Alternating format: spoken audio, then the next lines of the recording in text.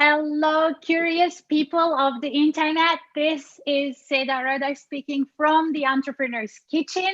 Welcome to tonight's show with Juan Carlos from Mexico City. Hello, Juan.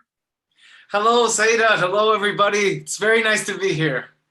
Hey, so good to see you, man. I mean, it's been a long, long time, and look at you now. You became a singer, and you're bringing your music into the world. I'm so happy to reconnect on Entrepreneur's Kitchen. Me too. It's wonderful to see you. For the people that don't know, we were both at university together. Yeah, it's a really exactly. joyful time. Yeah, it was awesome. I mean, I had on my show already so many musicians from that time at school. So it's really cool that so many people are thriving in a beautiful way. So Juan Carlos, also for your fans, I want to let people know that we have a Slido. If they want to ask any questions live at the show, it's 26245. Our code on Slido is 26245. So if you want to tune in and ask questions to Juan Carlos about all sorts of things. I hope they do, because I've never done a show like this. This is the first time. Awesome. Well, Juan Carlos, I mean, I see a couple of bottles in front of you. This is the Entrepreneur's Kitchen. So as a Mexican singer, what are you going to prepare tonight? Oh, something super cliche. So we're starting with tequila, because I'm preparing a tomato drink that, you know how you go, there are so many places abroad where tequila, you just have it quickly and you use it to get drunk. Shot. Yeah. So in Mexico, we use it that way as well, but we also drink it slowly sometimes. And when we do, we prepare a drink with tomato juice, orange juice, spicy sauces, and we sip from one and we sip from the other. So it's called sangrita, and that's what I'm making. Excellent. So how many of those do you need to get properly drunk? Oh, it takes maybe a good 4 or 5. It's quite a bit. Yeah, it will be fine. I'll only have 3 or 4 here. Oh, wow. Yeah, just save some for the after show party. Yeah, exactly. Excellent. Well, Juan Carlos, I mean, you've been making music for such a long time. I mean, approximately the half of your life now, because you're still so young. Yeah. And let's talk about, I mean, being at Harvard and studying more or less actually the classical side of music, and now playing rock and roll and your own music, singing in a language where you first were reluctant doing it. So how did your musical career evolve? I think there was definitely a turning point from my studies. That was huge. Before I went to university and took the crazy decision to study music, I thought that music history ended with the blues, and that was it. Well, it did. I mean, it's so wonderful. It's such a wonderful music with such bones, Yeah. But then you discover, I knew that Beethoven existed. I knew that Palestrina existed and Josquin, but these were names that I just heard. I hadn't really engaged with their music. And it really did open my mind. It made me think, like, one thing that I'm doing now for my next album that is really being informed by that experience is longer forms. Rock and roll is all about the short form. Unless you're Led Zeppelin or Pink Floyd. Yeah. I mean, so there's the tradition of like progressive rock, which has the 20-minute songs but it's something that I think is it's a little bit forgotten in today's, especially in Mexico's current popular music climate. And it's so exciting. I mean, I had never really paid attention to a symphony before I went abroad. And 20 minutes. Like, but when you say long form, how long? How long are you going to go for? I'm working on a song that's 15 minutes. Oh my God. And I'm working on another one that's it's completely built around pop structures, but is 8 minutes long. Okay. So, are you not afraid? For getting the music out? Yeah, and then like people, when you put your videos on YouTube, you see the engagement rates, right? Yeah. Yeah. So are you not afraid? You know what? No, because I think, and also the current climate in independent music, it's important to be newsworthy. Yeah. And I think to stand out from what other people are doing, I mean, I'm hoping, maybe I am afraid, but I think it could do that, Yeah. It could be something that there aren't really other musicians exploring that right now here. I mean, of course, you will be slightly nervous, and that's healthy, because as a musician, you're opening up your heart, you're creating something and putting it out there, and then you have no more influence on what's going to happen and on the, how people are going to, talk about it and how people are going to react to it. But I know that your fans, who are like, I don't know, 80% girls, will be totally dying. And once you make music videos around these long songs, how are they going to be? Because you have very successful videos. Well, thank you. I mean, one thing that I want us to do something, again, that's quite different. So we're considering the option of not making YouTube the primary platform for watching the videos. Okay. But rather making it our own app and building interactive videos that can take you through different pathways of the song, depending on how you... I like that. Yeah, so like I have one song that has 4 different endings. And oh my God, that's you can really choose your own. We need to find the right people to do this with, because we have no idea who we could execute this with. Maybe you could advise me in this regard. Well, welcome to the mind shift. Yeah, it's perfect. It comes at a good moment for us, because we're trying to do different things. Partly because it's exciting and we have an exploratory attitude in the project toward everything that we do, but also because it's important to be newsworthy as an artist. Yeah, and absolutely. We're trying to do that. Be innovative, try out new outlets, try out new ways of kind of engagement with the audience. A couple of weeks ago, we had BT Wolf. Actually, I think you should really connect with her. She is, in those terms, really, really progressive and very interesting. Oh, cool. So, I mean, how did actually all of this Corona affect you now? I mean, people now sit at home and they can listen to 8-minute long songs, which is a good thing. But as a musician on your end, living, from live concerts, from the live experience, how are you experiencing this time? Well, we had to cancel the tour. The first 15 dates were done, like they were completely planned, and we just had to get rid of them. We postponed them indefinitely. We're not sure until when. So that was kind of a big hit, because we were counting on the face-to-face experience to bring our latest release to people. Yeah.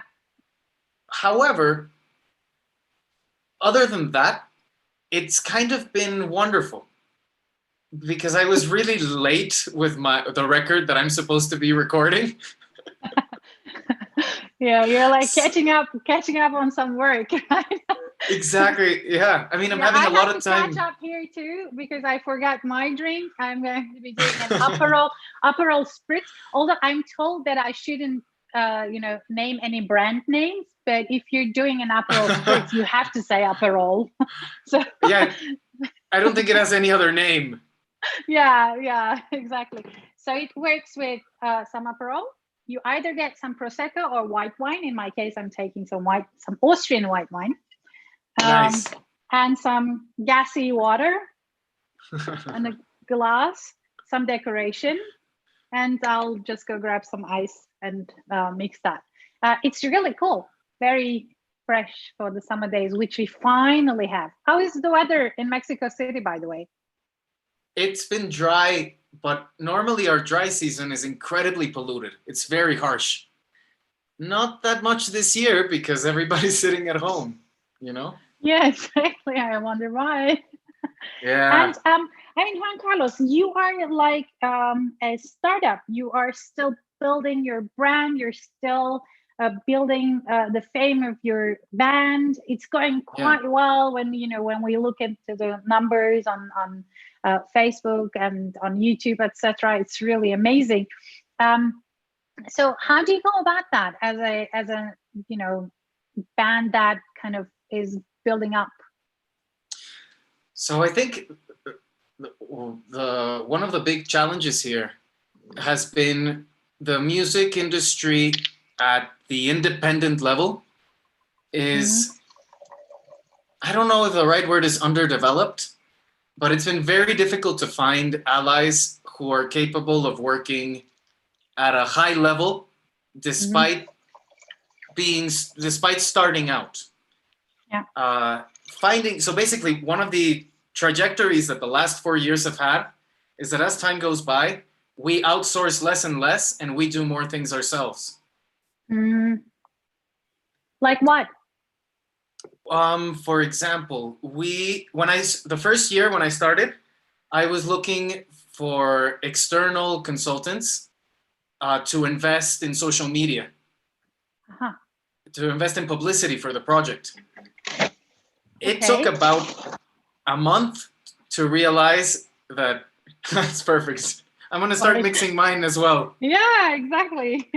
This is the Monday drink. Yeah, I don't know if this is a Monday drink that I'm making. Especially it's 2 p.m. here, so this is not. Well, it's never too early to have an early drink. Exactly. I'm going to wait for you to mix yours. Yeah, I won't be long. This is no. I chose something easy because I can't multitask. So it took about a month to realize that it would be a lot cheaper and we would get far better results if we did it ourselves.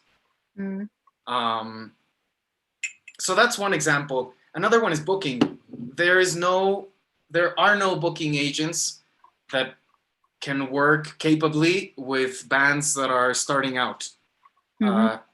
What there is an enormous industry of con artists and thieves that you have to be so careful with when you start out here. You mean with here in Mexico particularly? Well, it's the only place that I can speak of with any knowledge because it's the only place where I've really tried to make a career. So yes, I mean, I'm sure that there are parallels with independent scenes all over the world, but what I know is about Mexico City's industry, and Mexico as a country's industry. You really have to be so careful who you work with. To the degree that my decision has been, we don't work with other people. We do the least amount possible, I am ready. Cheers, my friend. Cheers and Prost. Prost. Exactly. Like this. Very good. Have to be careful with this because you drink it like it's as if it's as if it was nothing. Juice. Yeah, as if it's just the juice. Well, I mean, when you say Mexico City and starting out in Mexico, you also changed the language because you used to sing songs in English and write songs in English, and so why did you decide to change in Mexico? I think when I lived in the States, I started to become existentially uncomfortable with only expressing myself in a second language. I thought, why do I do this? And the reason was that I'd fallen in love with the Stones and the Who and British and American rock and roll, and I thought, okay, that it's in English. I write in English. That's it. But as time went by, I became uncomfortable and started to wonder if I might not have something more valuable to say in a language that was more immediately accessible to me. And I think the answer, time has proven for me, is definitely yes. I had a lot to say in Spanish, and a lot to say to the people that I share a culture with. And the best way to communicate with them did end up being in Spanish, you know? I wanna hear you communicate with them right now. Yes, we'll do. Well, it just so happens that we have a guitar here. Awesome. So this next song was our last single. Yeah, bring the tequila bottle out of the scene. Please. Awesome, thank you. Perfect. So this is called Her Ordinary Beauty. And I translated one of the verses to read out loud. This is the new single, right? Yes. Yay! Exactly. So it's a song about the depths and the roots of desire. The way that desire kind of exceeds us individually and goes back into the past in so many ways. It goes back into our revolutionary past, into our mythic past, into our deepest roots. So this verse, the one that I translated, kind of talks about this. And then I'll sing so that I don't talk so much. If today I live for her, I come from a long line that has found in fire, in her body and in her mind, the lost voice of angels and the light that emerges from darkness. Our bodies are but firewood burning in the naked heart. Oh. It's called Su Belleza Ordinaria. Beautiful. Su belleza ordinaria, ¿quién la habría de explicar? Su belleza ordinaria, ¿cómo la podría olvidar? Ayer recibí el mandato, marcharé toda la noche. Debo cruzar la frontera, no debo pensar en ella. La conocí hace 1000 años, en épocas de anarquía. Y yo por besar su boca, me conformé por la poesía. ¿Quién cuenta las horas? ¿Qué fuerza hace pasar los días? Su belleza ordinaria la traigo como una herida. ¿Qué es amar algo sino cuidarlo a cualquier costo? Su belleza incompleta parece poco y lo es todo. Mi deseo por ti es profano, mi deseo por ti es sagrado. Su belleza de secretos, su belleza disonante, su belleza imperfecta, su belleza inexplicable. Si yo hoy vivo por ella, vengo de una larga línea que he encontrado en el fuego, en en su mente y en su cuerpo, la voz perdida de los ángeles, la luz que nace del oscuro. Nuestros cuerpos son madera, arde en el corazón desnudo. Huyen ya las horas, como la noche ante el día. Su belleza ordinaria la traigo como una herida. ¿Qué es amar algo, sino cuidarlo a cualquier costo? Su belleza incompleta parece poco y lo es todo. Mi deseo por ti es profano, mi deseo por ti es sagrado.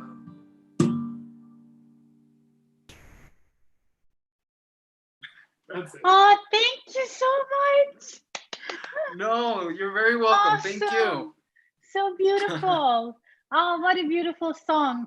So, I mean, I'm going to ask you a very, very weird question, but if you were to write in English, what would your songs talk about then? Oh, it's a great question, because as time has passed, I can't separate the feeling that I do have an audience to speak to, and that audience, the one that would profit the most from what I have to say, is here. It is an audience that's in Mexico, maybe in Latin America.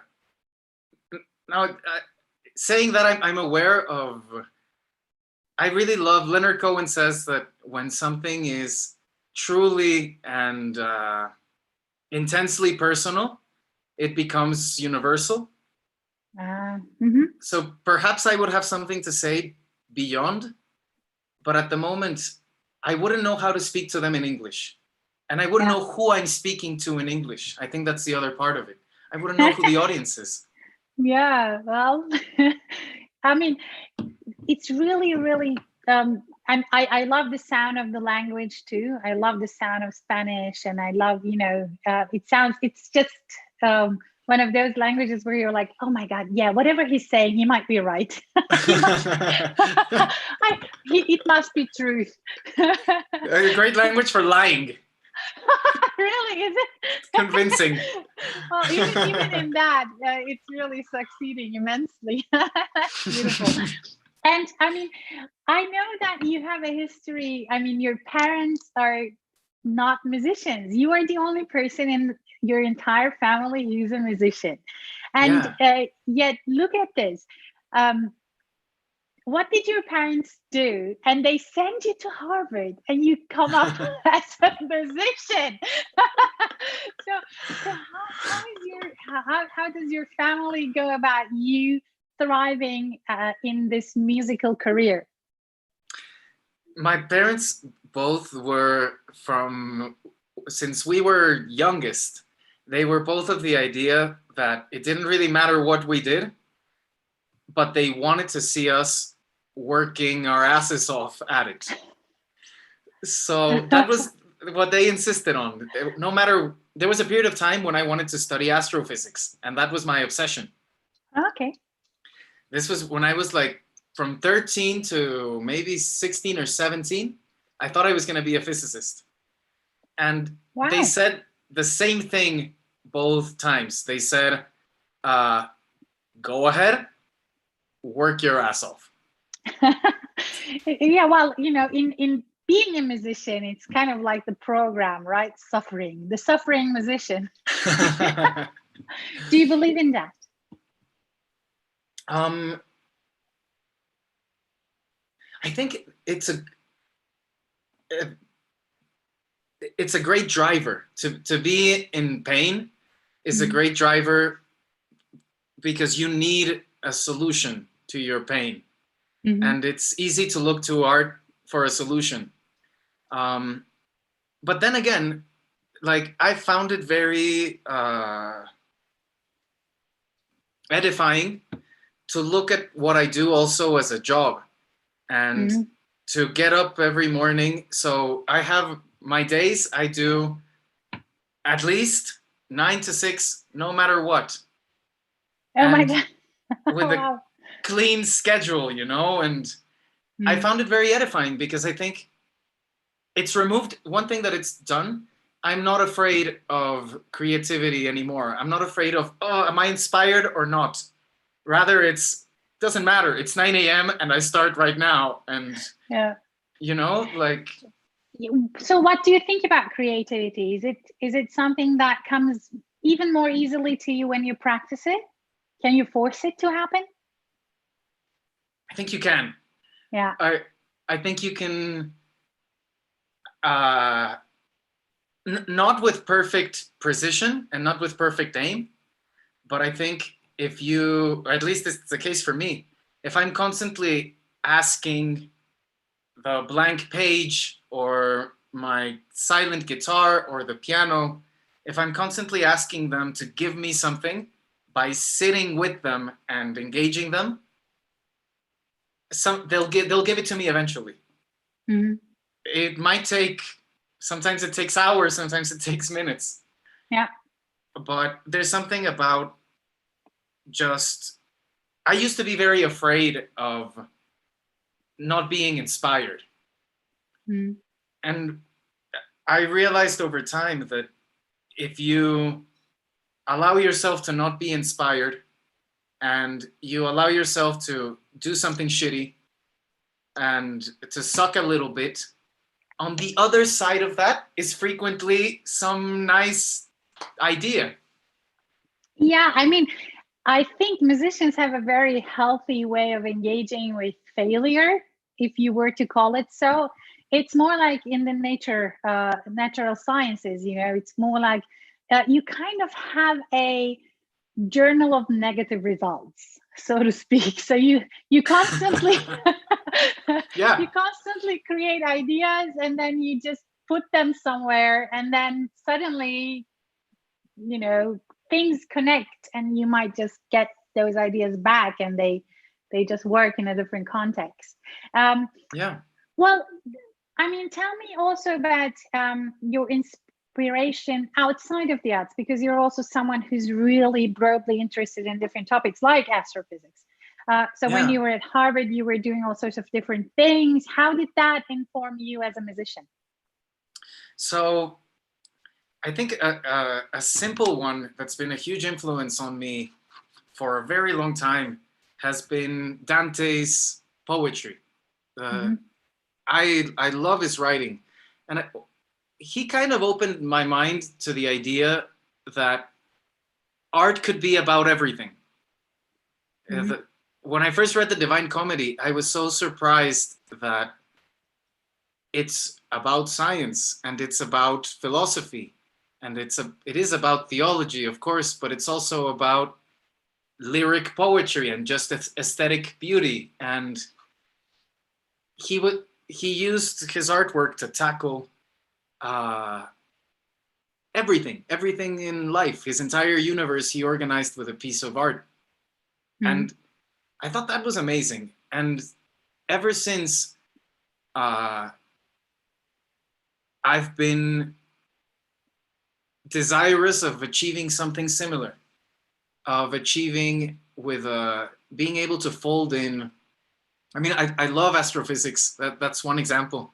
And when I was at university, I studied a semester of marine biology, and I loved it. I loved it so much. So your next song is going to be about how the dolphins go to the space. Designed for my Mexican audience. Oh, yeah, I mean, lovely. I find that so exciting. Like, how can you do that and do it successfully? You know, how can you? Yeah. I really want to do that, and I don't think I've achieved it yet, but I'm curious about how art can fold the entire world into, you know, especially because pop and rock and roll are very like sex and love, and that's it, you know? And war and crime. Yeah, exactly. And I'm curious about how to do more. I can't say that I found it, but in a way, Harvard was also such an exciting place because you found that you were just exposed to all that stuff. And it just brings up this question of how can a piece of music engage with it? Yeah, exactly. I mean, if you had found it today, probably you would have just stopped and started something else because I think it's also, the beauty is also in the search, right? Well, Juan Carlos, we're almost at the end of the show. My husband would even say you are at the end of the show. Well, so this is time to, you know, stop on a really funny note. You're like, oh my God, I have to tell a joke now. Yeah. We have the last bit in. Yeah, drink before you tell a joke. So yes. I have a joke. You do?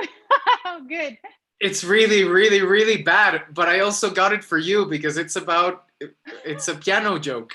Oh, really? Yeah. Well, I might know it. You know, I've been studying jokes, so I might. It's really bad. It's really terrible. I think that's that's part of the point. So it works in any language. Okay. So the joke is, what do you call a piano with a sense of humor? I don't know. It's a Yamaha ha ha ha ha ha. Love it.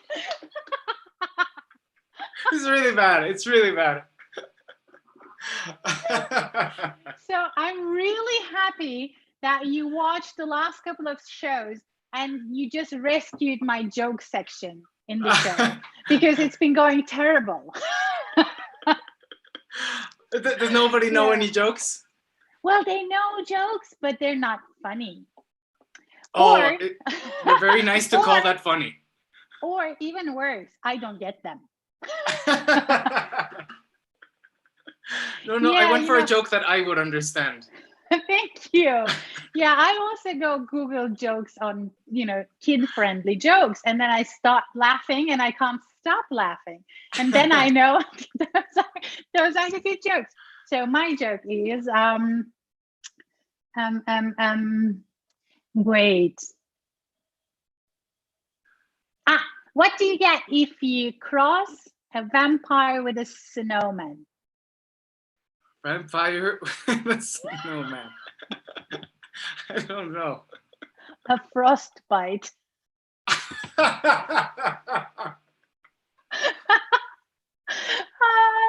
was really good. That was really good. Well, you know, I have lots of these jokes, and I'm really happy. Finally, I found someone who laughs at my jokes. Thank you. Oh, I like an innocent joke. I like innocent jokes. I have more. Stay in the line for the after show party. I'll be telling you all my 42 jokes before this episode. I cannot wait. This was wonderful, you know? Thank you, Juan Carlos. This was really, really nice. I'm so happy that you joined the show. I'm so happy that you shared your art, your music, your poetry. You're such a nice spirit, you know. We need more of your kind. It's really, really lovely. So no, thank you so much for having me. Oh, thank you.